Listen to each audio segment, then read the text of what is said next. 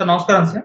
నమస్తే ఆదిత్య గారు. సార్ ప్రకాశం బ్యారేజ్‌ని కూల్చడానికి ప్రయత్నాలైతే జరిగాయి. పడవలన్నీ కూడా వాటిని గుద్దేసుకున్నాయని జెప్పేసి 2 రోజులుగా కూడా సోషల్ మీడియాలో హల్చల్ చేస్తున్నాయి సార్. అయితే ఇవాళ చంద్రబాబు నాయుడు గారు మాట్లాడుతూ ఇది వైసీపీ పడవలవన్నీ కూడా జగన్మోహన్ రెడ్డి గారి కుట్ర పన్నారు అని చెప్పేసి చెప్తున్నారు. మరి నిజంగా అవి వైసీపీ పడవలేనా? అసలు ప్రకాశం బ్యారేజ్ కూల్చాల్సిన అవసరం ఏమొచ్చింది? అక్కడ ఏం జరిగింది? దీనికి గల కారకులు ఎవరుంటారు సార్? మీరేం చెప్తారు వీటిపైన? ఆదిత్య గారు, సార్.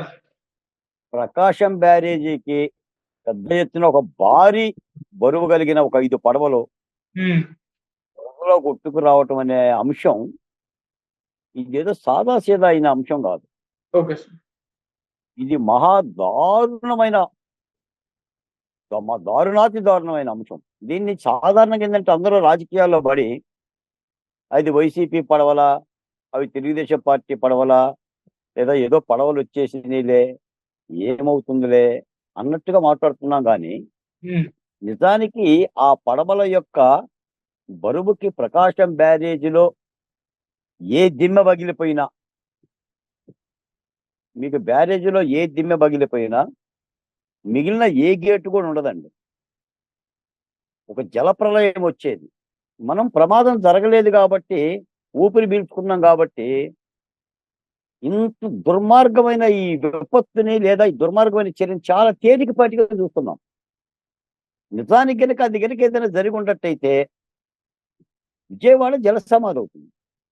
విజయవాడ జలసమాధి అవుతుంది. లక్షల మంది చనిపోయే ప్రమాదం ఉంది. మీకు ఓ మాట చెప్తాను ఈ సందర్భంగా. సార్. ఆ ఒక్కొక్క పడవ బరువు 50 కిలోలు. అంటే 50 టన్నులు. నాట 50 కిలోలు. 50 టన్నుల బరువు కలిగిన పడవలు. దాని ఖరీదు 60 లక్షల నుంచి 70 లక్షలు.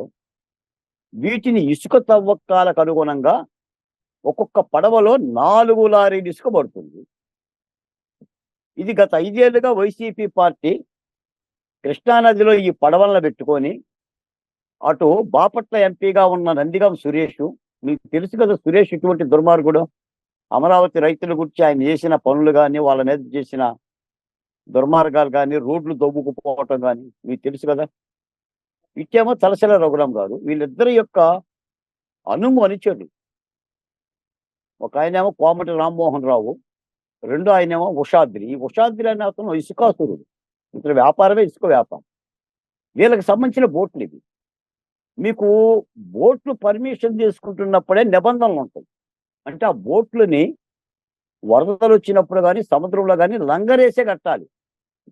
లంగరు లేకుండా బోట్లను వదలకూడదు. అవి నిబంధనలు అవి. ఓకే. లేకపోతే పర్మిషన్లు ఇవ్వరు. వాళ్ళు చర్యలు తీసుకుంటారు.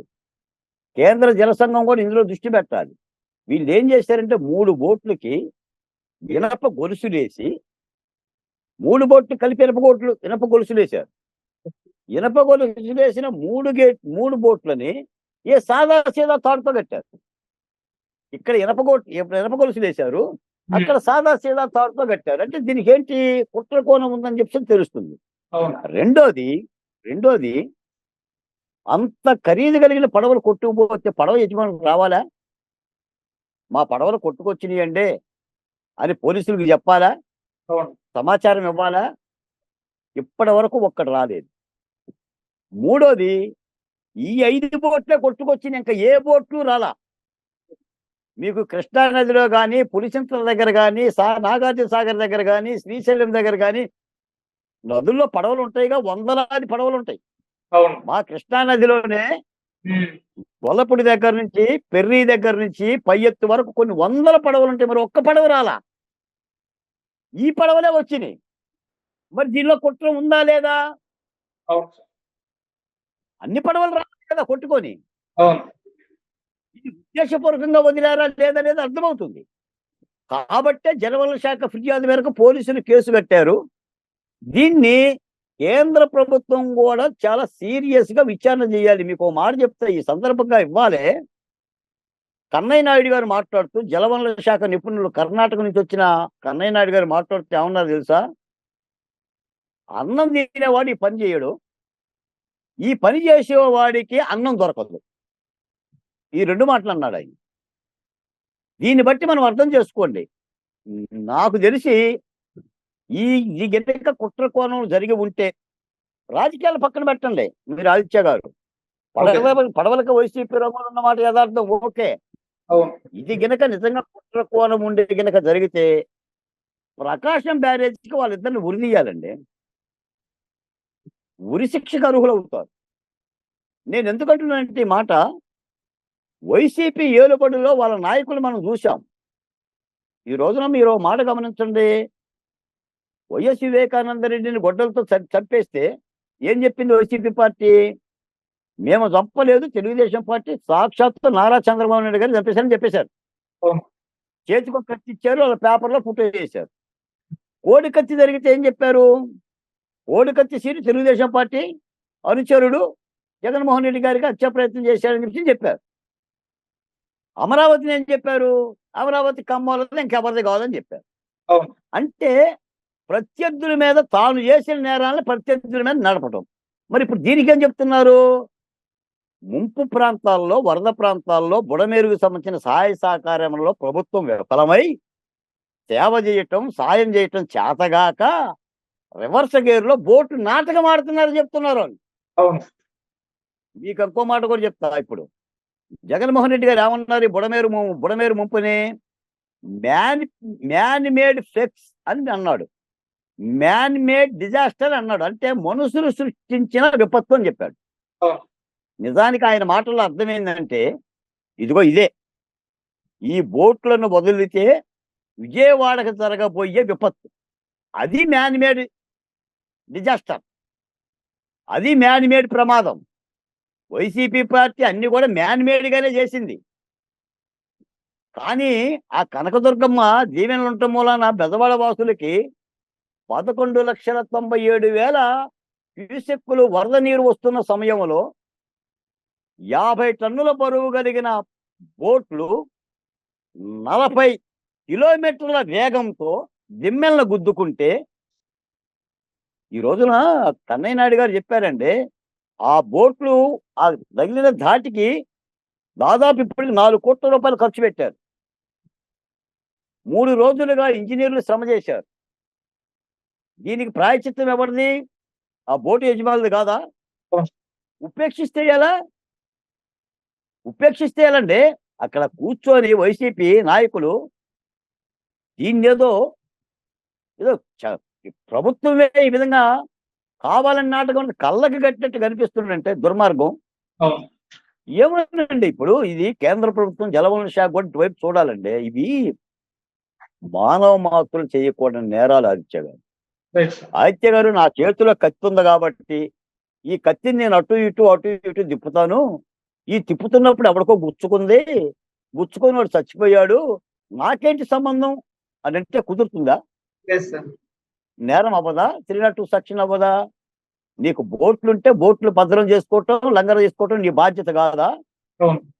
అంత భారీ బోట్లు, ఏ ఒక్క బోటు కృష్ణానదిలో ప్రకాశం బ్యారేజ్ దగ్గరికి రాలేదే, మరి నీ బోట్లు ఎందుకు వచ్చినాయి? ఉద్దేశపూర్వకంగా నువ్వు వదలలేదని ఎట్లా అనుకుంటాం? ఈ ఫ్రైమ్ ఆఫ్ ఎఫెన్స్, ఈ ప్రాథమిక సాక్ష్యాధారాలతోనే ఆ ఇద్దరు వ్యక్తుల్ని నిన్న పోలీసులు అరెస్ట్ చేసి కోర్టుకు పెట్టారు. కాబట్టి నేనేమంటానంటే, ఇది కేంద్ర ప్రభుత్వ జలవనరుల శాఖ కూడా లోతైన విచారణ చేసి ఇలాంటి ఉపద్రవాలని, నేను ఒక మాట కూడా చెప్తున్నాను సార్, నేను రాజకీయాలు మాట్లాడకూడదు కానీ నేను చెప్తున్నాను, కానీ నిజానికి బుడమేరు విజయవాడకి ఎలా అయితే దుఃఖదాయిని లేదా డిజాస్టర్ అని అంటామో, విపత్తు అని అంటామో, ఆంధ్రప్రదేశ్కు వైసీపీ ఒక డిజాస్టర్, ఒక దుఃఖదాయిని, దాని రాజకీయాలే ఒక విపత్తు. ఈ రోజున మీరు ఒకసారి ఆలోచించండి సార్, నగరం 9 రోజులుగా నిద్రాహారాలు లేకుండా కోనరిల్లుతుంటే, బాధపడుతుంటే, where is the opposition leader? Where is the ex CM Jaganmohan Reddy?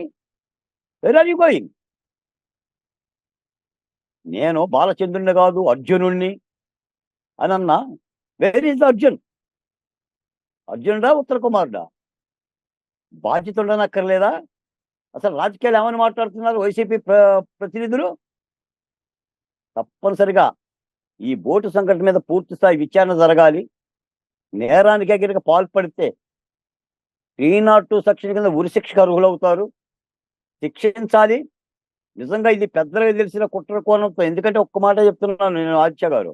Okay sir. Jaganmohan Reddy గారు ఆ రోజున తెలుగుదేశం పార్టీ కార్యాలయం మీద దాడి జరిగినప్పుడు, చంద్రబాబు నాయుడు గారి ఇంటి మీద దాడి జరిగినప్పుడు, మరొకటి జరిగినప్పుడు, లేదా చంద్రబాబు నాయుడు గారు చెప్పులు వేసినప్పుడు ఆయన అన్నది ఏంటంటే, మా కార్యకర్తలకు బీపీ ఉంటుంది, వాళ్ళ నాయకుడి పట్ల మాట అంటే మా కార్యకర్తలకి బీపీతో వాళ్ళ అభిమానం చూపించుకుంటారు అని అన్నారు. ఇప్పుడు నేను అడుగుతున్నాను, ఈ ఓట్లు ఎందుకు వదిలారు అంటే 151 సీట్లు ఉన్న పార్టీని 11 సీట్లు రప్పించారు ఆంధ్రప్రదేశ్ ఓటర్లలో. వైసీపీ పార్టీకి ఈ విధంగా ద్రోహం చేశారు. మేము బటన్ నొక్కితే 34 సార్లు మా బటన్ డబ్బులని తీసుకొని ఆంధ్రప్రదేశ్లో ఉన్న, ముఖ్యంగా విజయవాడలో ఉన్న, రాజధాని అమరావతిలో ఉన్న వాళ్ళు ఈ విధంగా ద్రోహం చేశారని వీళ్ళందరినీ చంపాలనుకున్నారా? జలసమాధి చేసుకోవాలనుకున్నారా? ప్రభుత్వాన్ని తద్వారా నిశ్చేష్టం చేయాలనుకున్నారు? ఎందుకంటే ఎంత ప్రమాదమైనా చేస్తుంది వైసీపీ పార్టీ, మనం చూస్తాం కాబట్టి. ఇప్పుడు నీ బాబాయినే చంపుకున్నావు, నీ బాబాయిని చంపుకొని నా బాబాయి నా దేవుడు చంపిందని అన్న ముఖ్యమంత్రి, మాజీ ముఖ్యమంత్రి ఏడుబడిలో మరి ఏ పత్తు జరగలేదని గ్యారెంటీ ఏంటి? దీనిలో కుట్రకోణం ఉండదని గ్యారెంటీ ఏంటి? ఎందుకంటే అనుమానాలు వస్తున్నాయి. మనమేమి నిందలేయటంలా, అనుమానాలు వస్తున్నాయి. ఏ ఒక్క పడవలే రాలా ప్రకాశం బ్యారేజ్ దగ్గరికి. 50 టన్నుల బరువు కలిగిన ఓడలెట్టు వస్తాయి, బోట్లు ఎలా వస్తాయి? బోట్లో ఎందుకు రావడం? నా బోటు పోయిందని. ఈ బోట్లో కూడా సాదాసీద వ్యక్తులు కాదు కదా, రాజకీయాలతో బంధం ఉండోళ్లే కదా. ఒక ఎమ్మెల్సీ దగ్గర, ఎమ్మెల్సీ మేనల్లుడే కదా, తలసీల రఘురాం మేనల్లుడే కదా. అది ఏ పార్టీ అవ్వచ్చు, ఏ పార్టీ అన్నా కానీ, ఏదన్నా కానీ ఇది సాదాసీద విషయం అయితే కాదండి. చాలా మంది ఏంటంటే ఈ రాజకీయ ఒరవల్లో పడిపోయి ఇంత ప్రమాదకరం. ఎందుకంటే ఒకసారి ఆలోచించండి ఆదిత్య గారు, ఏదన్నా ప్రకాశం బ్యారేజీకి ఈ బోట్లు తగిలి ఒక దిమ్మె బగిలి తద్వారా ప్రకాశం బ్యారేజీ కనుక కూలిపోతే ఆలోచించండి, ఊహకందదు ఆ ప్రమాదం. కాబట్టి దీని మీద కూటమి ప్రభుత్వం కానీ, చంద్రబాబు నాయుడు గారు కానీ, కేంద్ర ప్రభుత్వం కూడా విచారణ చేపట్టాలని డిమాండ్ చేస్తున్నాం సార్. డిమాండ్ చేస్తున్నాం తప్పనిసరిగా. ఇందులో ఆదిత్య గారు, ప్రకాశం బ్యారేజ్ కి అయితే ఎటువంటి డ్యామేజ్ అయితే జరగలేదు కదా సార్, సేఫ్ గానే ఉందంటారు సార్? ప్రకాశం బ్యారేజ్ సంబంధించిన సూయిడ్ కట్టర్ అని చెప్పేసి అని దానికి సంబంధించిన కనెక్షన్ ఏదో దెబ్బ తగిలింది. Okay sir.